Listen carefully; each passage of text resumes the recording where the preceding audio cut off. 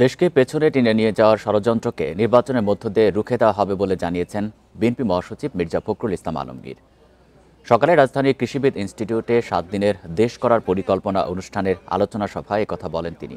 RFL geyser মানে চটজলদি পানি গরম, বিদ্যুৎ বিল 20% কম। আরএফএল গিজার, উষ্ণ পানির পরশ।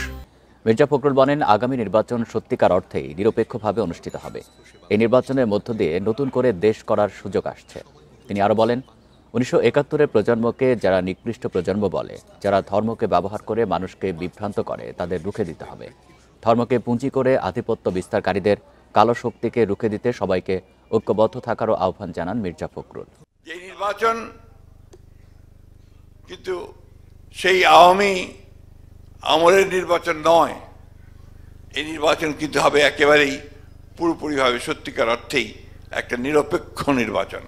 জনগণকে সঙ্গে নিয়ে আমরা বাংলাদেশে এমন একটি প্রতিনিধিত্বশীল পার্লামেন্ট গঠন করব, যে পার্লামেন্ট বাংলাদেশ একটা নতুন দিগন্তের দিকে নিয়ে যাবে।